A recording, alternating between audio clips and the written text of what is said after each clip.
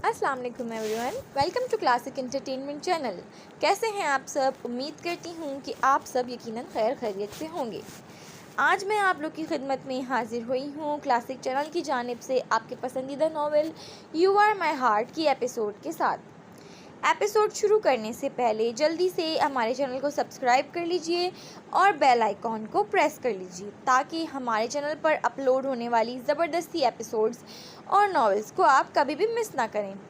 साथ ही वीडियो को लाइक करना मत भूलिएगा और अपनी राय का कमेंट सेक्शन में इजहार भी ज़रूर दीजिएगा। तो चलें, आपको मज़ीद इंतज़ार नहीं करवाऊँगी, अब मैं एपिसोड स्टार्ट करती हूँ। You are my heart episode 26। माजी। ये आज से काफ़ी साल पहले और उनकी जवानी की बात है। शहजाद मलिक, बाबर मलिक, किरण और आपस में कज़न थे। सोबिया शहजाद मलिक की बहन थी। सुकैना बेगम बाबर मलिक की माँ थी, जबकि शहजाद मलिक की माँ नफीसा बेगम थी, जो आपस में सगी बहनें थीं। और यूं सोबिया और शहजाद मलिक रिश्ते में सुकैना बेगम के भांजे और भांजी लगते थे। सुकैना बेगम के शौहर फैयाज़ मलिक और नफीसा बेगम के शौहर शिराज मलिक एक दूसरे के साथ काफ़ी बनती थी। किरण बाबर मलिक के चचा की बेटी थी, जो रहती तो दूसरे शहर में अपने वालिदैन के साथ थी, लेकिन फिर वालिदैन की वफ़ात के बाद अपनी ताई यानी सुकैना बेगम के पास आ गई और यूं सुकैना बेगम ने उसे भी अपनी ममता के परों में समेट लिया। जहाँ सुकैना बेगम बेहद अच्छी अखलाक और हुस्न ज़न की मालिक थीं, वहीं नफीसा बेगम कुछ नकचड़ी और गुस्सैल तबीयत की मालिक थीं। बाबर मलिक किरण को अपनी बहन समझता था और सिर्फ समझता ही नहीं था बल्कि एक भाई होने का हर फ़र्ज़ भी निभाता था। ना ही किरण का कोई भाई बहन था, ना ही बाबर मलिक का, तो यूँ वो दोनों एक दूसरे को बहन भाई मानकर एक दूसरे पर जान छिड़कने लगे थे। सगे बहन भाइयों से बढ़कर उनमें मोहब्बत पैदा हो गई थी। यूँ तो वो बाबर को पहले भी बेहद अजीज़ थी, लेकिन जब से उसके वालिदैन की वफ़ात हुई थी वो उसे मज़ीद अजीज़ रखने लगा था। दोनों ख़ानदानों का आपस में आना जाना लगा रहता था। ऐसे में उन सब ने इस रिश्तेदारी को मज़ीद गहरा करने का सोचा। किरण के वहमो गुमान में भी नहीं था कि नफीसा बेगम उसे बहू बनाने के बारे में सोचेंगी, क्योंकि वो बेहद कड़क थीं और सोबिया अक्सर उनके गुस्से से खाइफ रहती थी। सोबिया से उसकी अच्छी दोस्ती थी और उसी ने उसे ये बात बताई थी कि उसके घर वाले उसे अपने घर की बहू बनाने का सोच रहे हैं। किरण ने शहजाद मलिक के हवाले से कभी ऐसा नहीं सोचा था, ना ही वो सुकैना बेगम को इनकार करके उनका दिल तोड़ना चाहती थी कि उनके उस पर बेहद एहसानात थे। सुकैना बेगम से जब शहजाद के माँ बाप ने किरण का रिश्ता मांगा तो उन्होंने झटपट हाँ कर दी। शहजाद मलिक उस वक्त कोई काम नहीं करता था, लेकिन उसने कहा था कि वो शादी के बाद से कोई काम करेगा। तभी वो मुतमईन होकर किरण का रिश्ता उससे पक्का कर गई थी कि उन्हें नफीसा बेगम पर एतबार था कि वो किरण को खुश रखेंगी। यूँ किरण बहू बनकर शिराज मलिक के घर आ गई। शुरू के चंद महीने बेहद खुशगवार गुजरे थे। शहजाद मलिक की संगत में वो खुशगवार ज़िंदगी जी रही थी। शहजाद मलिक एक संजीदा सा प्रैक्टिकल इंसान था। मियाँ बीवी के दरमियान की मोहब्बत के चार्म से वो अनजान था। वो किरण के साथ रिश्ता एक जिम्मेदारी की तरह निभा रहा था। किरण को कभी कभी वो एक रोबोट लगता था जिसमें किसी किस्म के रोमानवी जज्बात या एहसासात ही नहीं थे, जिस पर वो अक्सर दिल महसूस कर रह जाती थी। शादी के 3 माह बाद ही किरण को माँ बनने की खुशखबरी मिली थी, जिस पर वो सब बेहद खुश थे, लेकिन नफीसा बेगम उसे कुछ ख़ास खुश नज़र नहीं आती थी। सोबिया सिलाई सेंटर जाने लगी थी। यूँ तो जब से उसकी शादी हुई थी सारा घर उसी ने संभाला हुआ था, मगर सोबिया अक्सर उसका हाथ बटा दिया करती थी, जिससे उसे सहूलत हो जाती थी। लेकिन जब से वो सिलाई सेंटर जाने लगी थी, घर का एक एक छोटे से छोटा और बड़े से बड़ा काम भी किरण को ही करना पड़ता था। नफीसा बेगम सारा दिन पलंग तोड़ती रहती या सोती रहती या मोहल्ले में कहीं निकल जाती, लेकिन उन्होंने कभी भी किरण का हाथ बटाने की कोशिश नहीं की थी। वो इतनी बूढ़ी भी नहीं थी कि घर के काम काज ना कर सकती, मगर उन्होंने सब कुछ किरण पर डालकर ख़ुद को हर काम से आज़ाद करवा लिया था और किरण को भी जानबूझकर मना कर रखा था कि वो घर के काम ना करे, मगर वो फिर भी थोड़े बहुत काम करवा दिया करती थी। ان سارے کاموں میں کرن کو اتنا وقت نہیں ملتا تھا کہ وہ شوہر کے لیے سج سنور سکی۔ شہزاد ملک زیادہ پڑھا لکھا نہیں تھا، جس کی وجہ سے اس کی نوکری بھی کوئی اچھی نہیں تھی۔ وہ ایک مال میں سیلز مین تھا۔ تھکا ہارا جب وہ گھر آتا تو اسے کرن کچن میں یا گھر کے کاموں میں مصروف ملتی تھی۔ خود چاہے اس کا رویہ کیسا بھی ہوتا، اسے کرن ہمیشہ فریش چاہیے ہوتی تھی، لیکن کرن کے پاس وقت ہی نہیں ہوتا تھا، یا یہ کہنا زیادہ بہتر تھا کہ نفیسہ بیگم اسے جان بوجھ کر مصروف رکھتی تھیں، اور اسی وجہ سے شہزاد ملک اور کرن میں چھوٹی موٹی لڑائیاں ہونے لگی تھیں۔ یہ عقدہ کرن پر شادی کے کافی مہینے بعد کھلا تھا کہ نفیسہ بیگم اس رشتے کے خلاف تھیں۔ یہ شیراز ملک ہی تھے جن کے ایما پر یہ رشتہ طے ہوا تھا، جبکہ شہزاد ملک نہ 3 میں تھا نہ 13 میں۔ اس کے لیے اس کے ماں باپ جو فیصلہ کر دیتے وہ اس پر آنکھ کان بند کر کے حامی بھر لیتا۔ اس حالت میں وہ سارے کام کرتی تھک جاتی تھی، لیکن اسے آرام کا موقع نہیں ملتا تھا۔ سکینہ بیگم اور بابر ملک اکثر اس سے ملنے آتے رہتے تھے، لیکن اس نے کبھی بھی ان پر کچھ بھی ظاہر کرنے کی کوشش نہیں کی تھی۔ وہ خود بہت کم وہاں جا پاتی تھی، اور اگر جاتی بھی تو شہزاد ملک اسے 1 دن اور 1 رات سے زیادہ وہاں رکنے نہیں دیتا تھا۔ وجہ اس کی کرن سے محبت نہیں بلکہ گھر کے کام کاج تھے، جن کو کرنے کی ساری ذمہ داری کرن کے اوپر ہی تھی۔ اس کے حمل کو ابھی 6 ماہ کا عرصہ ہی گزرا تھا جب نفیسہ بیگم بات بے بات اسے تانے مارنے لگیں، کبھی یتیم ہونے کے تو کبھی کسی کے گھر پر پلنے کے، اور یہ سب سن کر وہ دل محسوس کر رہ جاتی یا چھپ کر روتی رہتی۔ شہزاد ملک کو بتانے کا کوئی فائدہ نہیں تھا، کیونکہ اسے اپنی ماں ہی سچی لگتی تھی، اور اس کی ماں اپنے آپ کو سچا ثابت کرنے کے لیے ہر الزام کرن پر لگا دیتی تھی۔ شیراز ملک گھر کے معاملات میں کچھ زیادہ نہیں بولتے تھے، لیکن اکثر وہ نفیسہ بیگم کو ٹوکتے رہتے تھے، جو بلا وجہ کرن سے چڑھتی تھی، اور ان کا یہ ٹوکنا اور باز پرس کرنا کرن کی مزید شامت لے آتا تھا، جس کی وجہ سے وہ چپ ہو کر رہ جاتے تھے۔ شہزاد ملک کام سے آتا تو نفیسہ بیگم آتے ہی اس کو کرن کی شکایتیں لگانا شروع کر دیتی، اور پھر تھکا ہارا شہزاد ملک ساری باتیں سن کر اپنے کمرے میں جا کر سارا غصہ اور چڑچڑاہٹ کرن پر اتار دیتا، اور وہ قسمت کی ستم ظریفی پر رو کر رہ جاتی۔ اس سب میں ایک صوبیہ تھی جو کرن کے حق میں بولنے بھی لگتی تو اسے چپ کروا دیا جاتا تھا کہ وہ ابھی ناسمجھ ہے، اسے اس سب کا کیا پتہ۔ لیکن وہ ناسمجھ نہیں تھی، کرن سے 1 ہی سال چھوٹی تھی، وہ سب سمجھتی تھی، اور اسے کرن سے ہمدردی بھی تھی، لیکن وہ اس کے لیے کچھ کر نہیں پاتی تھی۔ یہ چھوٹے چھوٹے جھگڑے بڑی لڑائیوں میں بدلنے لگے۔ کرن کی ڈلیوری کا وقت قریب آ رہا تھا، ایسے میں وہ چڑچڑی سی رہنے لگی تھی، اور اس 1 سال میں ہی وہ اتنا حقیر رویہ سہ کر تھک گئی تھی، اور اب وہ نفیسہ بیگم کو دو بدو جواب دینے لگی تھی کہ شاید اس طرح وہ سنبھل جائیں، ورنہ کمزور کو دبانے کی تو انہیں عادت ہو گئی تھی۔ مگر پھر اس کا دو بدو جواب دینا اسے شہزاد کی نظروں میں گرا گیا تھا، اور پھر وہ سچی بھی ہوتی تو وہ اسے ہی غلط سمجھتا۔ اس کی زندگی جہنم بن گئی تھی، جس میں صرف ذہنی ٹارچر ہی اسے مل رہا تھا، نہ کوئی پیار، نہ محبت، نہ توجہ۔ جب اس کے ہاں بیٹی پیدا ہوئی تو وہ بے حد خوش تھی، بلکہ سبھی خوش تھے سوائے نفیسہ بیگم کے، جنہیں بیٹا چاہیے تھا، اور اس بات کا کئی بار انہوں نے کرن کو طعنہ دیا تھا جیسے یہ سب اس کے ہاتھ میں ہو۔ وہ انہیں سمجھا کر تھک گئی تھی کہ یہ سب اس کے بس میں نہیں تھا، لیکن انہوں نے نہ سمجھنا تھا نہ سمجھی، اور شہزاد ملک کو بھی بھڑکاتی رہیں کہ جیسے یہ خود پھوہڑ ہے ویسے ہی اس کی بیٹی بھی پھوہڑ ہی ہوگی۔ کرن پھوہڑ تو نہیں تھی، لیکن نفیسہ بیگم نے اسے شہزاد ملک کے سامنے پھوہڑ ہی ثابت کیا تھا، اور وہ ماں کی جی حضوری کرنے والا کرن کو سارے کام نفاست سے کرتا دیکھ کر بھی اسے پھوہڑ ہی سمجھتا تھا۔ اس معاشرے میں کچھ مرد ہوتے ہیں جو صرف اپنی ماں کو سچا سمجھتے ہیں، وہ جو بھی کہہ دیں ان کے لیے پتھر کی لکیر کی مانند ہوتا ہے، چاہے پھر وہ کوئی غلط بات ہی کیوں نہ ہو۔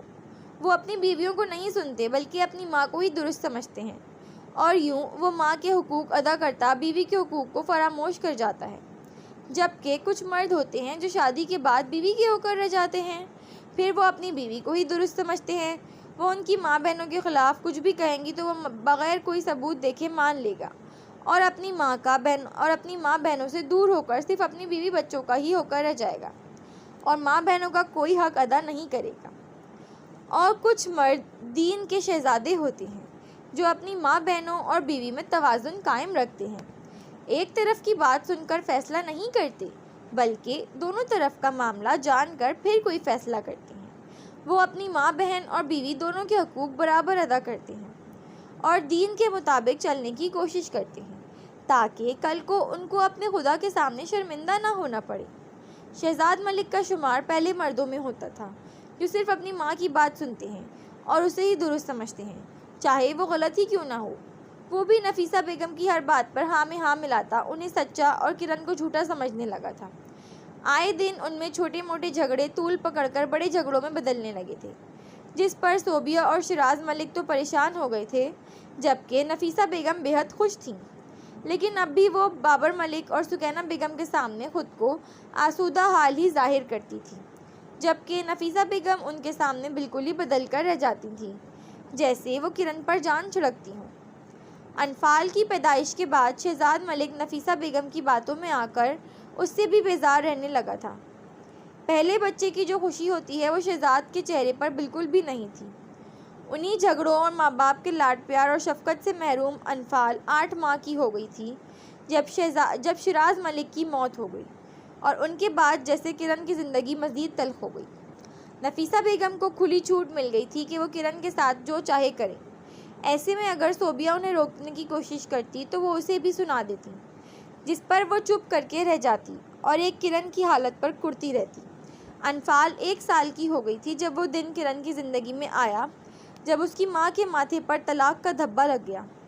اس دن کرن اپنے کاموں میں مصروف تھی جب نفیسہ بیگم نے ذرا سی بات پر 1 سال کی انفال کو دھنک کر رکھ دیا، اور جب کرن نے اسے روتے ہوئے دیکھا تو اس کی طرف بڑھی چلی آئی۔ اس کی سیاہ موٹی موٹی آنکھوں میں آنسو تھے اور پورے چہرے پر نفیسہ بیگم کی انگلیوں کے نشان چھپے ہوئے تھے، جسے دیکھ کر اس کے ضبط کا شیرازہ بکھرا تھا اور اس نے بنا لحاظ کیے ہی نفیسہ بیگم کو حقیقت کا آئینہ دکھا کر رکھ دیا تھا۔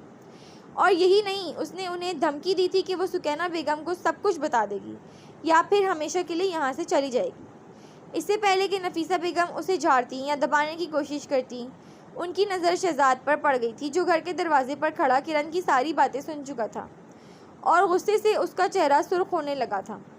نفیسہ بیگم نے یکدم پینترا بدلا اور وہ جھوٹے آنسو بہانے لگی تھیں اور اسے سمجھانے کا ناٹک کرنے لگی تھیں، جو ان کی کایا پلٹ دیکھ کر حیران ہوئی تھی۔ تبھی شہزاد اندر آیا اور اس نے بنا سوچے سمجھے کرن کو طلاق کے 3 بول دے دیے، جس پر وہ ہکا بکا رہ گئی تھی۔ اس نے ایسا تو کبھی بھی نہیں سوچا تھا کہ اتنے برے حالوں میں رہ کر بھی نہیں، اور شہزاد نے تو بنا اپنی بیٹی کا سوچے اسے اپنی زندگی سے نکال دیا تھا، لیکن اب کچھ نہیں ہو سکتا تھا کیونکہ وہ گزرے وقت کو واپس نہیں لا سکتی تھی۔ تبھی وہ 1 سال کی انفال کو لے کر خالی دامن اپنے میکے جانے لگی تھی جب شہزاد نے اس سے انفال کو چھین لیا تھا اور اس کی التجاؤں کو نظر انداز کر کے اسے گھر سے نکال کر اس کے منہ پر دروازہ بند کر دیا تھا۔ وہ پرسان حال اپنے میکے واپس پہنچی جہاں سبھی اسے دیکھ کر دنگ رہ گئے تھے، اور پھر اس کی زبانی سارے حالات سن کر ان سب کا خون کھول اٹھا تھا۔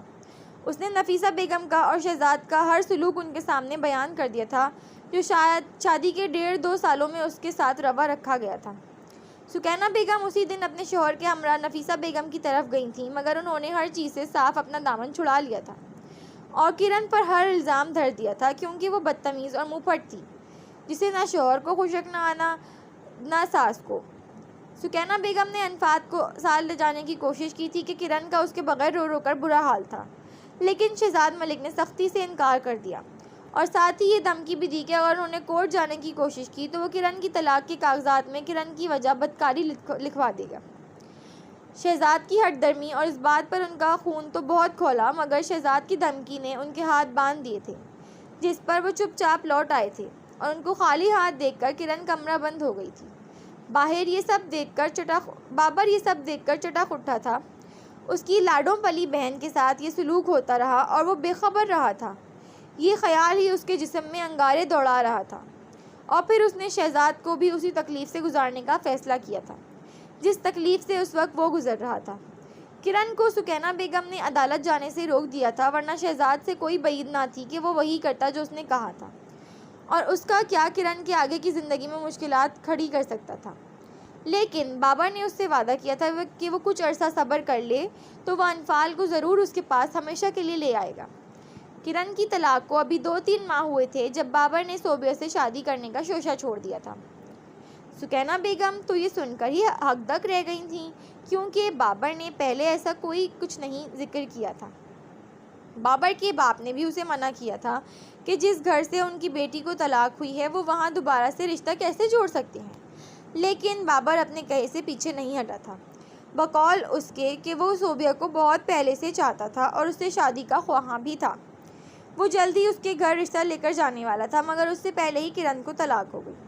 لیکن کرن کا معاملہ الگ ہے، اس کی وجہ سے وہ اپنی محبت کو نہیں چھوڑ سکتا۔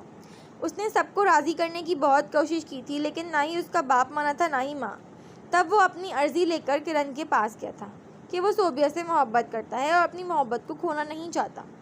اس کے ساتھ جو ہوا اس کی وجہ سے اب اس کے ماں باپ صوبیہ کو اس کے لیے مانگنے نہیں جا رہے۔ کرن نے اس کے غم کو محسوس کیا تھا۔ اس کے ساتھ جو ہوا اس میں بابر یا صوبیہ کا کوئی قصور نہیں تھا۔ وہ سکینہ بیگم کے پاس گئی تھی کہ وہ صوبیہ کو اس گھر کی بہو بنا لیں تاکہ بابر اپنی محبت کو پا کر خوش رہ سکے۔ اس کے ساتھ جو ہوا وہ اس کی قسمت تھی اور اپنی وجہ سے وہ بابر کی خوشی نہیں چھیننا چاہتی تھی۔ سکینہ بیگم اور فیاض ملک نے اس بارے میں بے حد سوچا تھا اور پھر بابر کی خوشی کے لیے وہ نفیسہ بیگم سے صوبیہ کا رشتہ مانگنے گئی تھیں۔ نفیسہ بیگم ان کا مدعا سن کر بے حد حیران ہوئی تھیں، کیونکہ جو کچھ کرن کے ساتھ وہ کر چکے تھے اس کے بعد ان سے ایسے مطالبے کی انہیں امید نہیں تھی۔ لیکن اندر ہی اندر وہ بے حد خوش بھی تھی، کیونکہ وہ ہمیشہ صوبیہ کے لیے بابر کو سوچتی آئی تھیں۔ شہزاد نے منع کرنا چاہا تھا کہ کہیں بابر یہ سب بدلہ لینے کے لیے نہ کر رہا ہو، لیکن سکینہ بیگم نے ان کو یقین دہانی کروائی تھی کہ ایسا کچھ نہیں ہوگا۔ شہزاد اور کرن کا معاملہ الگ ہے، اور ویسے بھی بابر محبت کرتا ہے صوبیہ سے، تو وہ اسے کوئی تکلیف نہیں دے گا۔ صوبیہ کو بھی اس رشتے سے کوئی اعتراض نہیں تھا، بلکہ وہ تو شروع سے ہی بابر کو پسند کرتی تھی، بس کبھی کہہ نہیں پائی تھی۔ ان کی یقین دہانی پر یوں صوبیہ کم ہی عرصے میں دلہن بن کر سکینہ بیگم کے گھر آ گئی تھی۔ یوں کہا جائے کہ جھٹ منگنی اور پٹ بیاہ والا معاملہ ہوا تھا۔ تو ہے جانا ہوگا، شادی پر کرن کا شہزاد سے زیادہ سامنا نہیں ہوا تھا، لیکن انفال کو گلے لگا کر وہ بہت روئی تھی، مگر قسمت کی ستم ظریفی تھی کہ وہ اسے اپنے ساتھ نہیں لے جا سکتی تھی۔ شادی کے شروع دنوں میں بابر کا رویہ صوبیہ سے اچھا تھا، پھر وہ اکھڑا سا رہنے لگا تھا، جس پر صوبیہ پریشان رہنے لگی تھی۔ بابر کے علاوہ باقی سب کا سلوک صوبیہ کے ساتھ بے حد اچھا تھا، لیکن بابر اب اسے بری طرح نہ صرف نظر انداز کرنے لگا تھا بلکہ بات بے بات ٹوکنے بھی لگا تھا۔ اس نے صوبیہ کو ہدایت دے رکھی تھی کہ گھر کے سارے کام وہی کرے گی، کرن سے وہ کوئی کام نہیں کروائے گی، کہ ابھی وہ غم میں ہے اور ماں تو ویسے ہی اب بوڑھی ہو گئی ہیں، تو ان سے کام کروانا اچھی بات نہیں ہے۔ یوں گھر کی ساری ذمہ داری صوبیہ پر آ گئی تھی۔ کرن اکثر اس کی مدد کروانے کی کوشش کرتی، لیکن صوبیہ ہنس کر ٹال جاتی کہ کہیں بابر اس سے ناراض نہ ہو جائے، جو پہلے ہی اکتایا سا رہنے لگتا تھا۔ کرن کو یہ سب اچھا نہیں لگتا تھا، تبھی اس نے 1-2 بار بابر سے بات کی تھی، لیکن وہ اسے ٹال گیا تھا۔ اب صوبیہ اس حال میں تھی جس حال میں کرن ان کے گھر پر رہتی تھی۔ صوبیہ امید سے ہو گئی تھی، اور انہی دنوں کرن کی دوسری شادی پر زور دیا جانے لگا تھا کہ اب ساری زندگی وہ اکیلے بھی نہیں گزار سکتی تھی، جس پر کرن راضی نہیں تھی۔ صوبیہ اور بابر کی شادی کے کچھ ماہ بعد ہی شہزاد ملک نفیسہ بیگم کی پسند کی گئی لڑکی سے شادی کر چکا تھا، جس کا نام سعدیہ تھا، مگر وہ کرن کی طرح بھولی بالی نہیں بلکہ بے حد اکھڑ مزاج اور نخرے والی تھی۔ نفیسہ بیگم صوبیہ بیگم سے ملنے آتی جاتی رہتی تھی، مگر وہ سب اچھا ہے کہ رپورٹ دے کر انہیں مطمئن کر دیتی تھی، جیسے کرن کیا کرتی تھی۔ شادی کے بعد جلد ہی صوبیہ کو بھی اولاد کی خوشخبری ملی تھی، جس پر سبھی خوش تھے۔ اس دوران کرن نے کئی بار انفال سے ملنے کی کوشش کی تھی، مگر اسے شہزاد نے اس سے ملنے نہیں دیا تھا۔ جب صوبیہ اور بابر کی بیٹی عجیہ کی پیدائش ہوئی تو کرن کی شادی دلاور ملک سے ہو چکی تھی، جو بابر ملک کے دوست کا دوست تھا اور ایک بچے کا باپ بھی تھا، جس کا نام عبیز دلاور ملک تھا۔ اس کی ماں مر چکی تھی اور دلاور ملک کو اپنے بیٹے کے لیے دوسری شادی کرنی تھی۔ عبیز سمجھدار تھا اور وہ نہیں چاہتا تھا کہ اس کی ماں کی جگہ کوئی اور عورت لے۔ یہی وجہ تھی کہ وہ کرن کو قبول نہیں کر پایا تھا، بلکہ اس کا رویہ کرن سے بہت اکھڑا سا ہوتا تھا۔ کرن اس کے رویے پر دل محسوس کر رہ جاتی تھی۔ اسے علم نہیں تھا کہ عبیز کافی بڑا بچہ ہے جو سب کچھ سمجھتا ہے۔ اسے لگا تھا کہ چھوٹا بچہ ہوگا جسے وہ محبت اور شفقت سے اپنی طرف مائل کر لے گی، مگر ایسا نہیں ہوا تھا اور وہ دلاور ملک سے شادی کو اپنی غلطی ماننے لگی تھی۔ اگر عبیز راضی ہوتا تو شاید اسے یہ غلطی نہ لگتی، مگر عبیز کا رویہ اور انداز اسے یہ سب جتا دیا کرتا تھا۔ دلاور ملک کرن کی پہلی شادی کے بارے میں جانتے تھے، اور یہ بھی کہ اس کی بیٹی بھی ہے، جس پر وہ کوئی اعتراض نہیں کرتے تھے کہ وہ ان کے ساتھ آ کر رہے۔ شہزاد اور سعدیہ کی شادی کو کچھ ماہ گزر گئے تھے، لیکن اس کچھ عرصے میں سعدیہ نے نفیسہ بیگم کو ناکو چنے چبوا دیے تھے۔ وہ نفیسہ بیگم کی کوئی بات نہیں مانتی تھی، بلکہ وہی کرتی جو وہ خود چاہتی تھی۔ اس نے شہزاد کو بھی اپنی مٹھی میں کر رکھا تھا، وہ بھی صرف اسی کی بات کو صحیح سمجھتا جو سعدیہ کہتی۔ وہ اب اپنی ماں کو بھی غلط سمجھنے لگا تھا، اور سعدیہ سے شادی کے بعد وہ دوسری کیٹیگری کے مردوں میں آ گیا تھا، جو صرف بیوی کو درست مان کر اس کی ہر جائز و ناجائز بات مانتے ہیں۔ سعدیہ انفال کی ماں نہیں بن پائی تھی، بلکہ وہ ننھی سی انفال سے بے حد اور بے تحاشا نفرت کرتی تھی کہ کسی کی اولاد کو پالنے کا ظرف ہر کسی میں نہیں ہوتا، اور سعدیہ بھی کم ظرفی تھی جو انفال کو چھوٹی چھوٹی بات پر دھنک کر رکھ دیتی تھی، اور نفیسہ بیگم یا شہزاد ملک بھی اسے نہیں روکتے تھے، بلکہ نفیسہ بیگم سعدیہ کا غصہ بھی انفال پر ہی نکالتی تھیں۔ کبھی کبھی ان کے اندر کی ممتا جاگتی تو وہ اسے پیار کر لیتی، لیکن وہ اکثر ان سب کے عتاب کا شکار بنی رہتی تھی۔ بابر ملک کو عجیہ سے بے حد محبت تھی، اور صرف وہی نہیں، کرن، سکینہ بیگم، فیاض ملک اور صوبیہ بھی اس سے بے حد چاہتے تھے۔ لیکن اصل قیامت تو اس پر تب ٹوٹی تھی جب بابر ملک نے بغیر کسی وجہ کے اسے طلاق دے دی تھی، اور وہ روتی ہوئی اپنے میکے چلی گئی تھی۔ جاتے ہوئے اس نے عجیہ کو اس سے چھین لیا تھا، اور یہ بھی جتا دیا تھا کہ اس نے صوبیہ سے شادی اس کی محبت میں نہیں بلکہ اپنی بہن کا بدلہ لینے کے لیے کی ہے، جس پر صوبیہ کے ساتھ کرن اور نفیسہ بیگم اور فیاض ملک بھی دنگ رہ گئے تھے کہ وہ تو کرن کا غم بھلا کر اس کے آج کی خوشی میں خوش تھے، لیکن وہ شاید نہیں بھلا پایا تھا جس نے کرن کو بہن سے بڑھ کر چاہا تھا۔ صوبیہ کی اجڑی حالت دیکھ کر نفیسہ بیگم کو ہارٹ اٹیک آیا تھا۔ شاید پچھتاوا بھی ہوا ہو، مگر موت نے انہیں پچھتانے کا بھی موقع نہیں دیا تھا، اور وہ اپنے خالق حقیقی سے جا ملی تھیں۔ صوبیہ عجیہ کو اپنے پاس رکھنا چاہتی تھی، مگر بابر نے شرط رکھی تھی کہ اگر اسے عجیہ چاہیے تو انفال کرن کو دینی ہوگی، مگر شہزاد ملک انا میں آ گیا تھا اور انفال کو دینے سے دو ٹوک انکار کر دیا تھا۔ یوں عجیہ ہمیشہ کے لیے بابر ملک کے پاس اور انفال ملک شہزاد ملک کے پاس رہ گئی تھی، مگر ان دو مردوں کی انا میں وہ دو عورتیں بے قصور ہوتے ہوئے بھی پس گئی تھیں۔ کرن کے ساتھ جو ہوا وہ اس کی قسمت تھی، مگر بابر نے تو جان بوجھ کر صوبیہ کی زندگی برباد کی تھی، جو بے قصور تھی۔ صرف شہزاد سے بدلہ لینے کے لیے شہزاد ملک کو صوبیہ کی حالت دیکھ کر بابر پر تاؤ آتا تھا، مگر وہ اب بھی خود کو حق پر سمجھتا تھا۔ ان کی موت کے کچھ ماہ بعد ہی صوبیہ کے لیے سردار شرافت چغتوئی کا رشتہ آیا تھا، جس کے لیے شہزاد ملک نے سوچے سمجھے بغیر ہاں کر دی تھی کہ وہ سردار تھا، اور صوبیہ کے بارے میں سب کچھ جانتے بوجھتے بھی وہ اس سے شادی کو تیار تھا۔ یوں وہ صوبیہ شرافت چغتوئی بن گئی تھی۔ صوبیہ اور سعدیہ کے گھر بہرام اور آئمہ کی پیدائش آگے پیچھے ہی ہوئی تھی، اور پھر وہ اپنی پچھلی زندگی کو بھلا کر اپنی زندگی میں آگے بڑھ گئی تھی۔ ایسے میں اکثر وہ عجیہ کو یاد کر کے پہروں روتی تھی، مگر اس نے کبھی اس سے ملنے کی کوشش نہیں کی تھی کہ یہ کوشش بیکار ہی تھی۔ بہرام کے بعد اس کے گھر بختیار کی پیدائش ہوئی تھی، جن کی پرورش وہ ایسے انداز میں کر رہی تھی کہ وہ ویسے مرد بالکل نہ بنے جیسے اس نے شہزاد اور بابر ملک کے روپ میں دیکھے تھے۔ سعدیہ کے ہاں آئمہ کے بعد رائمہ پیدا ہوئی تھی، اور پھر وہ کبھی ماں نہ بن سکی تھی، اور یوں جو شہزاد ملک نے بیٹا نہ ہونے کی بھی ایک وجہ بنا کر کرن کو چھوڑا تھا، تو وہ دوسری شادی کے بعد بھی بیٹے کا باپ نہیں بن سکا تھا۔ کرن بھی عبیز کی نفرت کے ساتھ اپنی زندگی جی رہی تھی۔ اس کے گھر پہلے حسنہ اور پھر حمزہ کی پیدائش ہوئی تھی۔ اپنی سوتیلی ماں کی نسبت عبیز اپنی بہنوں سے بے حد محبت کرتا تھا، بلکہ ان پر جان چھڑکتا تھا۔ گزرتے وقت کے ساتھ اس کی نفرت تو کم ہوئی تھی، لیکن اس کے لیے اکتاہٹ اور بیزاری ہمیشہ قائم رہتی تھی۔ حسنہ کی پیدائش سے کچھ عرصہ پہلے فیاض ملک موت ہو گئی تھی۔ اپنی زندگی میں ہی وہ بابر کی شادی رضیہ سے کر گئے تھے، جو ایک سلجھی ہوئی اور ملنسار لڑکی تھی۔ وہ ان کے ایک دوست کی بیٹی تھی، جس نے شادی کے بعد عجیہ کو کبھی یہ محسوس نہیں ہونے دیا تھا کہ وہ اس کی سگی نہیں بلکہ سوتیلی ماں ہے۔ اس کے ہاں ایک ہی بیٹا پیدا ہوا تھا، تحسین، جس میں ان سب کی جان بستی تھی۔